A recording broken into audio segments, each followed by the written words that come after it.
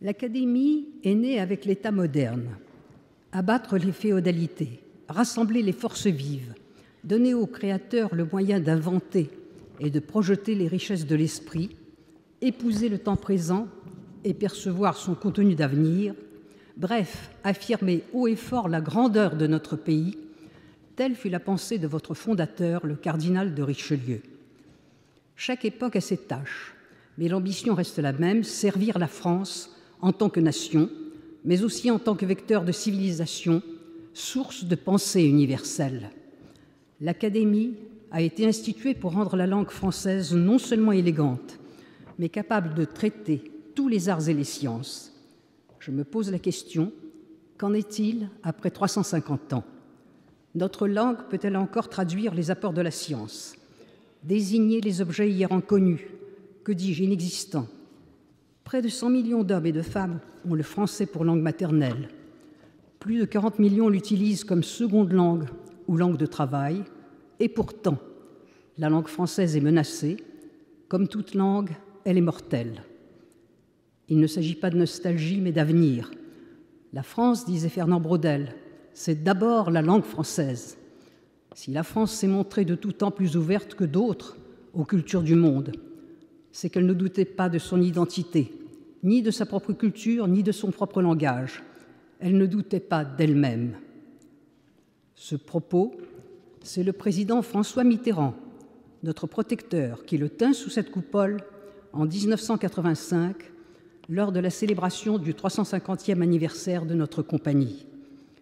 En insistant avec tant de gravité sur la langue française, dont il dit aussi « il n'est pas d'autre richesse pour nous », le président Mitterrand concluait qu'à le reconnaître, à préserver et enrichir notre langue, c'est, je le cite, « l'avenir que nous dessinons, un avenir qui paraîtra à nos successeurs si facile à vivre, si naturel, qu'ils ne comprendront pas qu'au mois de décembre 1985, nous nous soyons seulement posé la question. » Plus d'un quart de siècle plus tard, le propos du président retentit tout à la fois comme un message d'espoir et comme un avertissement solennel.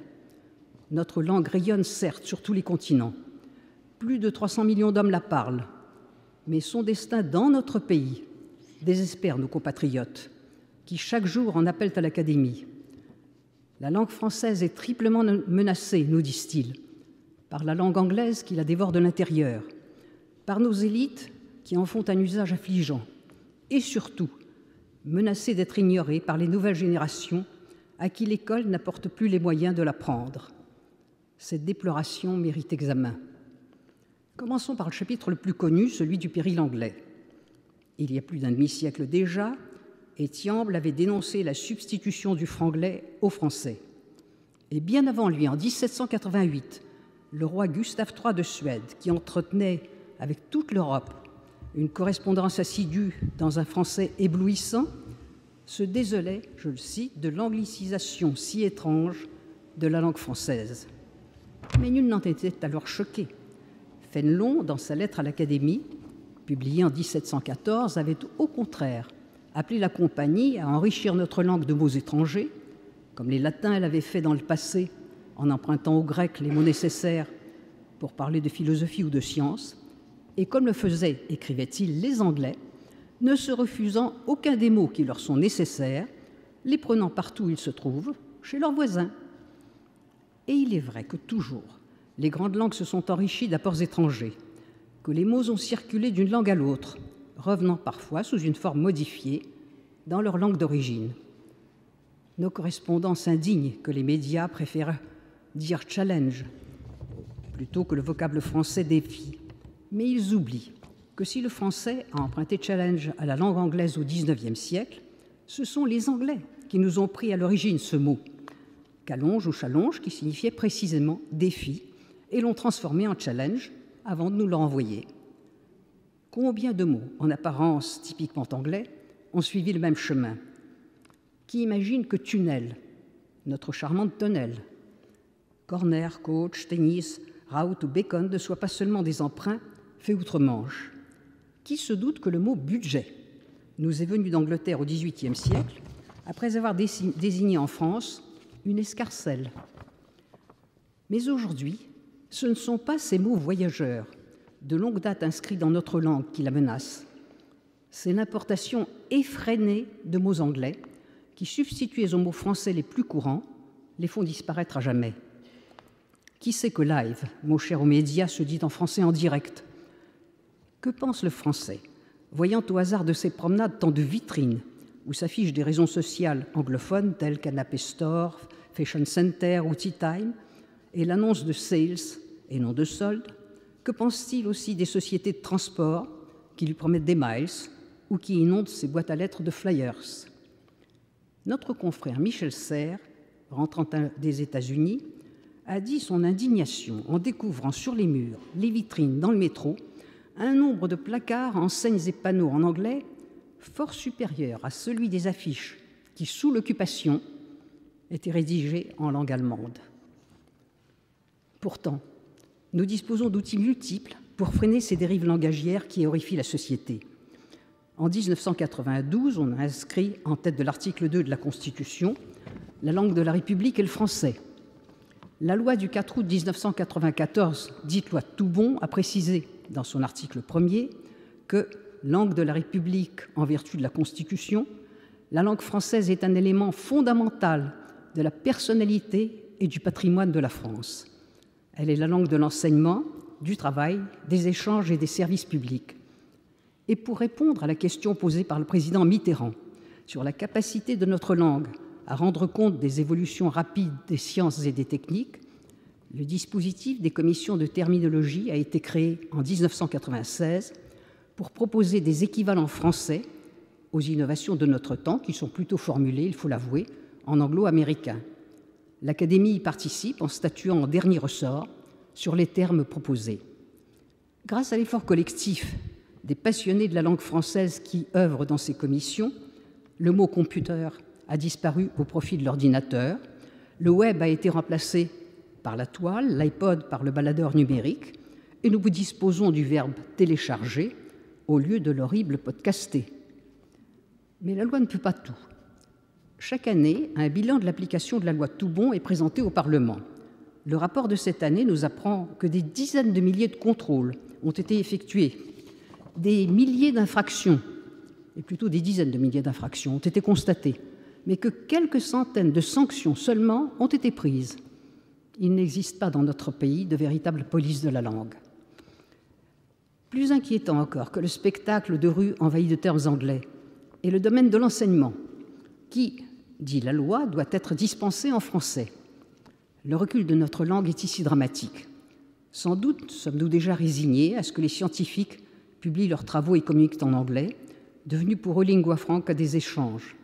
Mais depuis quelques années, c'est l'enseignement supérieur, et pas seulement dans le domaine des sciences exactes, mais aussi dans celui des sciences humaines, qui se rallie à cette langue commune.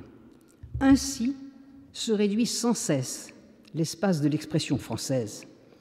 De nombreuses grandes écoles multiplient les cours, voire des cursus entiers en anglais, même si la loi leur impose encore de respecter une limite. Examens, mémoires et thèses doivent être obligatoirement présentés en français. Mais la réforme de l'enseignement supérieur, adoptée en juillet dernier, a menacé de faire sauter ce dernier verrou.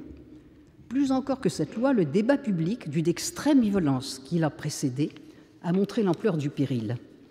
Et avant tout, les partisans de la réforme, et avant tout les pouvoirs publics, ont plaidé qu'en s'obstinant à imposer des enseignements en français, l'université n'attirerait plus d'étudiants étrangers et qu'à parler français, elle s'exposait à ne pas pouvoir réunir plus de 5 personnes pour entendre parler de Proust.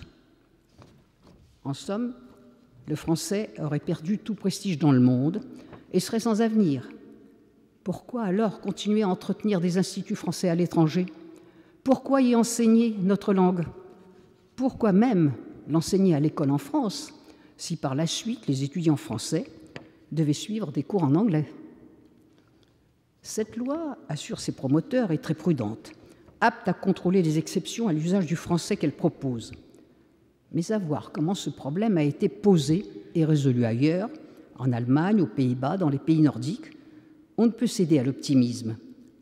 Partant de dispositions exceptionnelles destinées à favoriser la connaissance des langues étrangères, c'est-à-dire le multilinguisme, c'est tout simplement à une anglicisation incontrôlée de l'enseignement supérieur qu'a conduit ce processus dans ces pays. L'anglais menace notre langue, cela est indéniable. Mais il dépend de tous, de la volonté politique et de la vigilance des citoyens, qu'au lieu de s'y substituer ou de la dégrader, ils deviennent un atout pour le développement du savoir et la communication entre les hommes. Au Québec bilingue, la Charte de la langue française, dite Loi 101, adoptée en 1977, a pour conséquence que le respect et la pureté du français y sont remarquables. Il est vrai que la fidélité des Québécois à la langue française est confortée par une volonté politique sans faille qui sanctionne tous les manquements à la loi. Et c'est ici que nous butons sur un second aspect, et non le moindre, des maux dont souffre notre langue, l'indifférence et l'irresponsabilité dont font preuve à son égard nos élites. La langue, on ne le rappellera jamais assez, est un corps vivant, nourri tout à la fois par les élites et par la société tout entière, la société la plus humble. Le français est la langue du roi, proclame l'ordonnance de Villers-Cotterêts, mais c'est aussi la langue dont le peuple arrange les mots et le sens et qui devient grâce à lui une musique appropriée au génie français. Malherbe disait que les crocheteurs du porte-au-foin étaient les maîtres du langage, et pour Voltaire, c'est la canaille qui fait le fond des dictionnaires. Mais notre langue pâtit aujourd'hui de deux grands changements. Stendhal avait écrit que notre passion nationale était la vanité. Cette vanité a cédé la place aujourd'hui à l'humilité, au mépris de nous-mêmes, qui nous pousse à rechercher nos modèles loin de nous, à l'extérieur. Pourtant, le passé témoigne que la France et la langue française ont fasciné toujours le monde. Dès le XIIIe siècle, la langue de Paris s'était étendue bien au-delà du royaume, supplantant le latin. Ce fut le cas à la cour d'Angleterre, ou en Lorraine, en Bourgogne, en Pays wallon, terres impériales tournées vers l'Occident. Au XVIIIe siècle, nul ne l'ignore, l'Europe entière avait les yeux fixés sur la France et par les Français. Au siècle passé encore, notre langue était reconnue par la Cour de la Haye comme langue universelle du droit et de la diplomatie. En est-il meilleure illustration que le traité de Portsmouth qui mit fin en 1905 à la guerre russo-japonaise? Ce traité, où pourtant la France n'était pas partie, fut rédigé en français et seulement en français.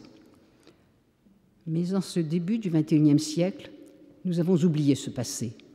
Et l'abandon de notre langue au bénéfice d'un jargon pseudo-anglais en est la plus dérisoire et dramatique manifestation. Le second changement qui a fait la langue française est que le peuple ne participe plus à son développement. La langue n'accueille plus les apports populaires qui l'ont toujours nourrie et embellie. Ce sont désormais les élites et elles seules qui la forgent à leur manière, oublieuses du génie propre de notre langue, ignorantes des règles élémentaires de la syntaxe. Ces élites qui dominent en tout domaine, qui sévissent sur les ondes et les écrans, imposent à la société, grâce à leur présence médiatique constante, un sabir technocratique fort étranger au bon usage du français. Mais ce jargon, apanage d'une caste privilégiée, protège aussi son pouvoir en masquant des réalités déplaisantes. Que d'expressions vagues, inappropriées, pour noyer dans le flou les tragédies qui s'annoncent. Ainsi, plan de restructuration, plan social ou encore demandeur d'emploi. Ne sont-ce pas là des artifices pour éviter le mot cruel et si expressif de chômage? Roland Barthes, qui accusait la langue française d'être oppressive, n'a pas entrevu qu'elle était en voie d'être remplacée par la novlangue, dont Orwell a dans 1984 décrit la logique. Réduire le domaine de la pensée en restreignant le vocabulaire, en anesthésiant le sens des mots, en créant des mots et expressions qui oblitèrent le réel. L'usage immodéré des mots et tournures anglais participe aussi à ce processus. Les professionnels de la communication, ces fameux communicants, véritables gourous de notre temps, et les publicitaires qui leur font cortège, contribuent fort efficacement à l'élaboration de la novlangue des élites, en leur prodiguant des éléments de langage, phrases toutes faites, popularisées par les médias, et en fabriquant des formules creuses, dénuées de sens, que la société adopte à force de les entendre répéter, comme partie émergée de l'iceberg, cerise sur le gâteau, jouer profil bas, beauté en touche, soigner son mental, caracoler en tête dans les sondages, et j'en passe.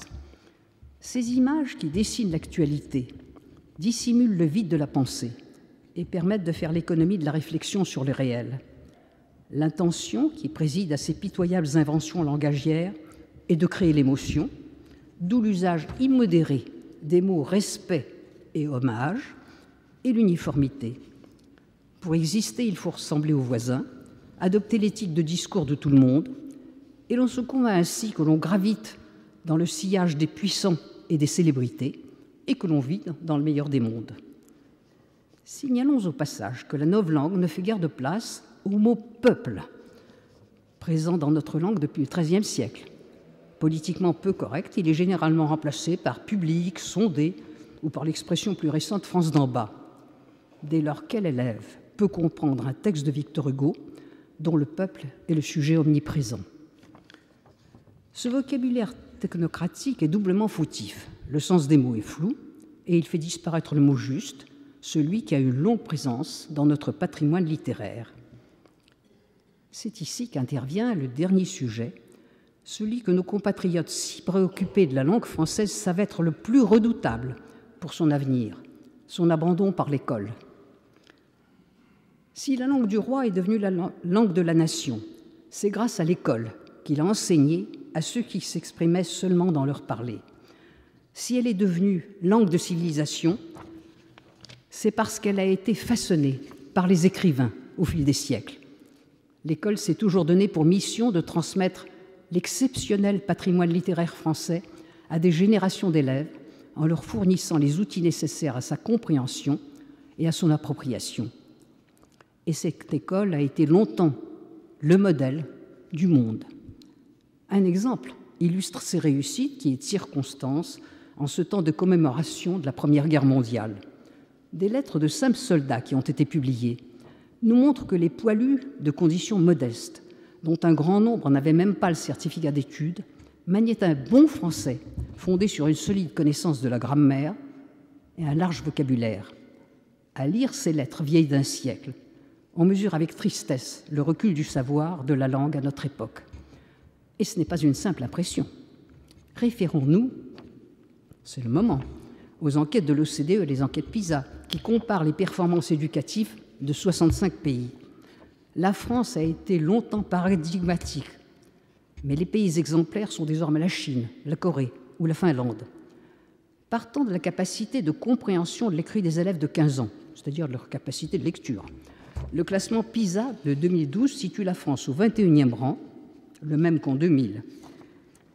Où commença cette évaluation?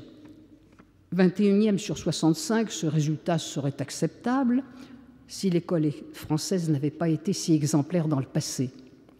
Mais résultat piteux, si l'on considère que la moitié des pays examinés a progressé dans ce domaine entre 2000 et 2013, alors que la France stagne.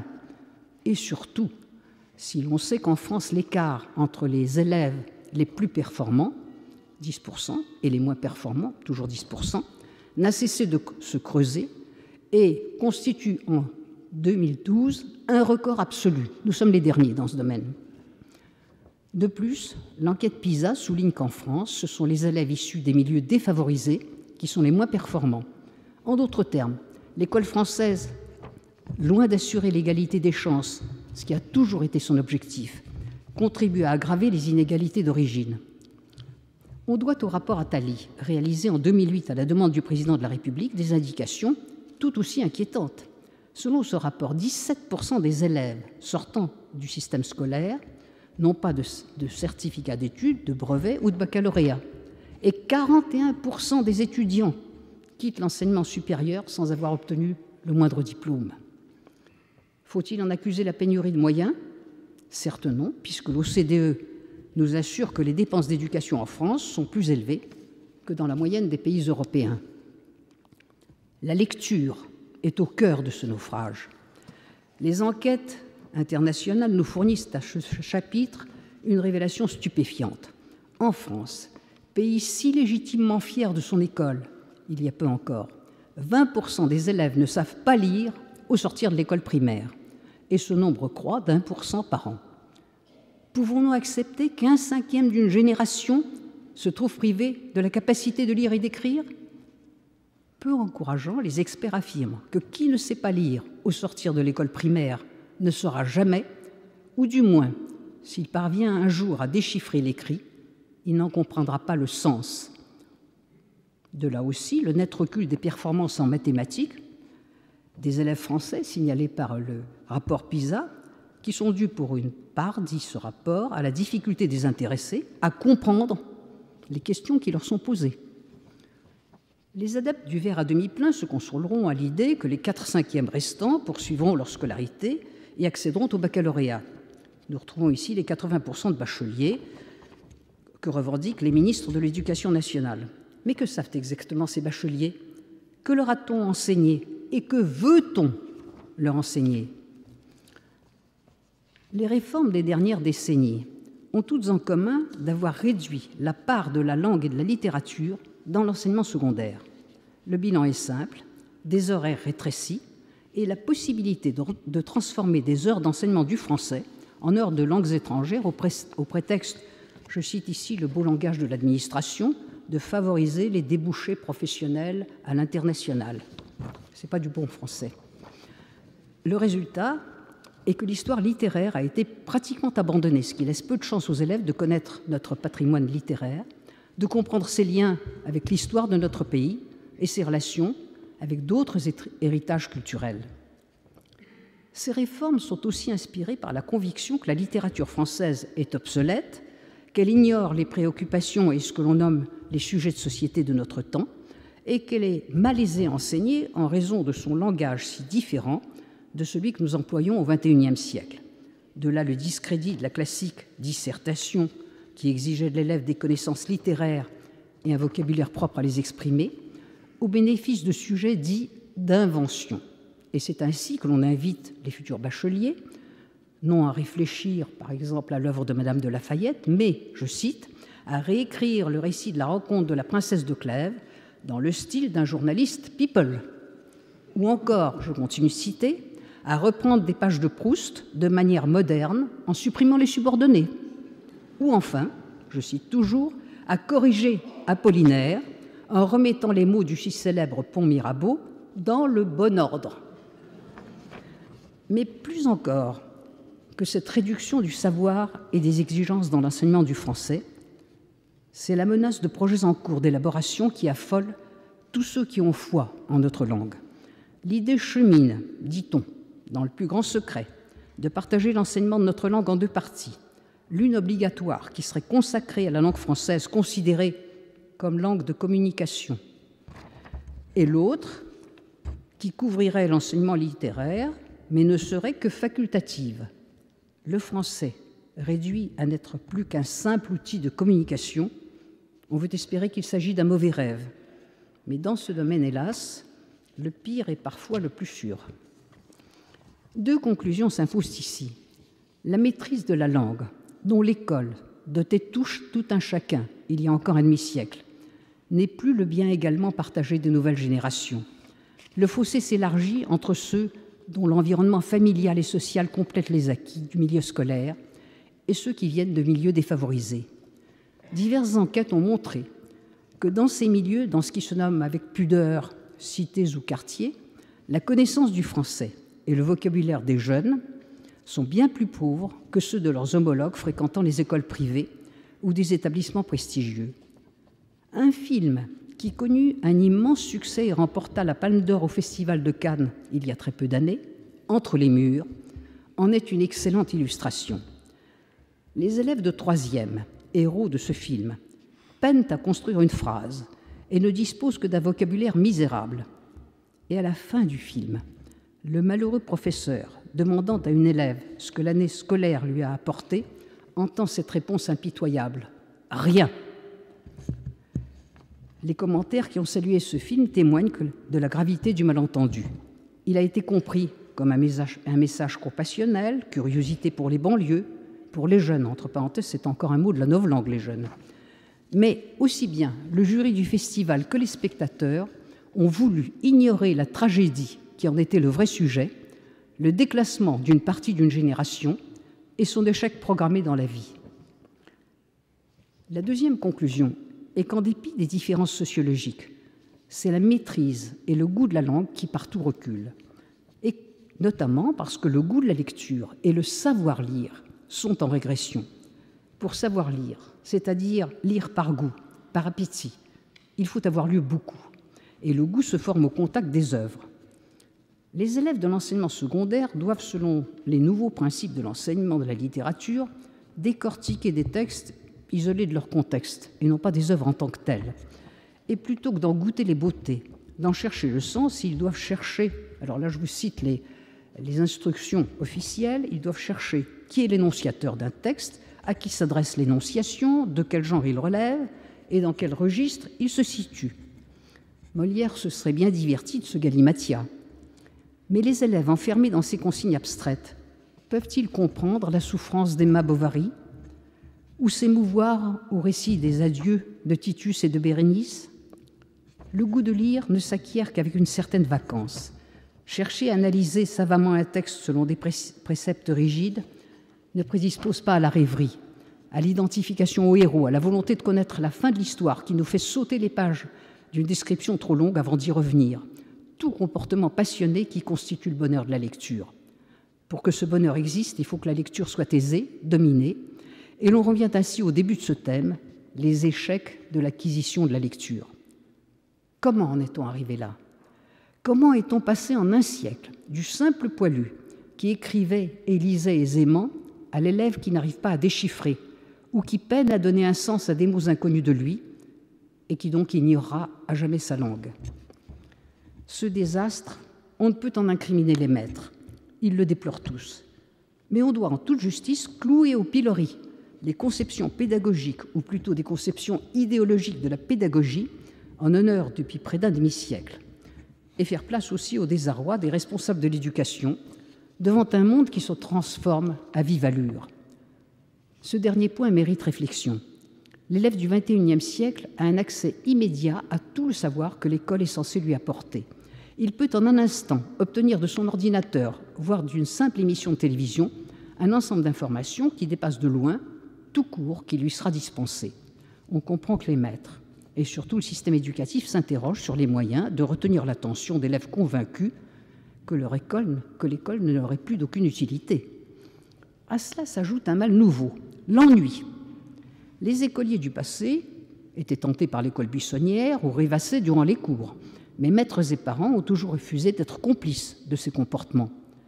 Une mode récente a fait de l'ennui une donnée permanente de la vie scolaire, et les adultes le répètent à l'envi. Ils se sont ennuyés à l'école, leurs enfants s'y ennuient, le premier devoir de l'école est de ne pas susciter l'ennui, donc de divertir. Il fut un temps où l'école avait pour mission d'enseigner, il importe aujourd'hui que l'enseignement se pare de couleurs distrayantes. Cela explique que le système scolaire se soit enrichi d'activités annexes destinées à amuser les élèves. La vie scolaire se déroule désormais dans deux espaces continus, l'espace scolaire proprement dit, et le périscolaire, constitué de sorties ou parcours de découverte. On visite ainsi joyeusement des usines, des chantiers, le Futuroscope de Poitiers, des théâtres ou des ateliers pour y apprendre les techniques du macramé ou encore les manières de fabriquer des outils préhistoriques. Dans les classes de collège, ces activités, estimables certes, mais qui ne contribuent que peu à l'acquisition des connaissances de base, occupent 2 heures par semaine. 2 heures qui ont été compensées par la réduction des heures de français. Encore une fois, c'est la langue française qui a été sacrifiée. Comment comprendre ce glissement? Au cœur de ce qui a été depuis un demi-siècle une véritable révolution culturelle, nous trouvons le rejet du savoir transmis par celui qu'il détient, la primauté accordée à l'enfant, à l'élève supposé être l'acteur de sa formation, et une conception nouvelle des rapports entre maître et élève. Sur ce dernier point, la volonté folle d'appliquer à la transmission du savoir le schéma de la lutte de classe qui fait du maître le dominateur et de l'élève le dominé a connu une fortune exceptionnelle. Mais plus encore que ce présupposé idéologique, c'est l'utopie du génie propre de l'enfant roi, du jeune qui a présidé à cette révolution culturelle. Et un vocabulaire nouveau en rend compte. L'élève s'est mué en apprenant, auquel le médiateur, nouvelle dénomination du professeur, doit simplement fournir les outils lui permettant d'acquérir le savoir par ses propres moyens.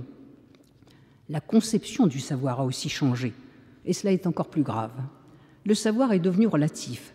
L'école étant désormais ouverte sur l'extérieur, lieu de vie et plus seulement lieu d'enseignement, le savoir doit se nourrir de tous les apports que permet cette ouverture. Le médiateur doit donc rapprocher son savoir de celui des apprenants et s'en inspirer.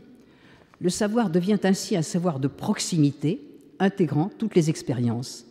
L'irruption des technologies modernes de l'Internet modifie encore plus la conception du savoir, car elle noie l'apprenant sous un déluge d'informations, mais il revient à cet apprenant seul de les trier et de les hiérarchiser. Alain Finkielkraut a fort opportunément rappelé combien cette surabondance d'informations et discours était étrangère à la vocation de l'école. Depuis Platon, écrit-il, l'école était la confrontation de ce qui ne mérite pas d'être dit avec les discours admirables. L'école était l'intimidation du bavardage. Dans cette conception nouvelle, où le génie propre de chacun est reconnu comme égal aux plus grandes productions de l'esprit, où le savoir est créé par chacun et ne connaît plus d'hiérarchie, notre langue est la plus grande victime. La spontanéité et la créativité de l'apprenant s'appliquent tout naturellement à sa manière de s'exprimer, et le bon usage a cédé la place aux impératifs de la proximité. La langue française implose ainsi en une multitude de parlers, locaux, de groupes, de quartiers, d'expériences particulières. Ce n'est pas le moindre des mots qui menace son devenir, mais aussi et surtout le devenir de la France. Comment oublier en effet que l'unité française a eu pour outil privilégié la langue du roi, puis celle de l'école. En un temps où la société se fragmente sous les coups de volonté et de revendications particulières, où les communautarismes montants mettent en cause son unité, notre langue est plus que jamais indispensable pour servir de ciment à ces différences. Est-il possible alors de conclure avec le président Mitterrand que dans un temps proche, il s'exprimait, rappelons-le, en 1985, notre langue étant préservée et enrichie, l'avenir sera exceptionnellement souriant? L'état de la langue française est très loin d'être aussi brillant qu'il ne l'imaginait. Mais son diagnostic reste actuel. L'avenir de la France est inséparable de la gloire de notre langue. Pour le regarder avec confiance, c'est vers son successeur que se tourne l'Académie, porteuse du message du président disparu. Les problèmes posés ici ne sont peut-être pas mortels pour la langue française, car elle est protégée encore par son long et glorieux passé et par la francophonie si vivante qui lui sert de bouclier. Mais ils la minent, la défigurent, et ils doivent d'urgence être palliés. Seule la volonté politique peut rendre à notre langue le respect et l'attention qui lui sont dus, et du même coup son autorité et son influence ici et dans le monde. C'est donc au président de la République, son protecteur depuis le règne de Louis XIV, que l'Académie en appelle aujourd'hui, pour lui demander solennellement de faire de l'année qui vient l'année de la reconquête de la langue française et d'abord au sein de l'école qui la porte et la transmet. La maîtrise des mots est le début de la sagesse, disait Antisthène, un disciple de Socrate. Son message venu du fond des âges est aussi une leçon pour notre temps. Je vous remercie de votre attention.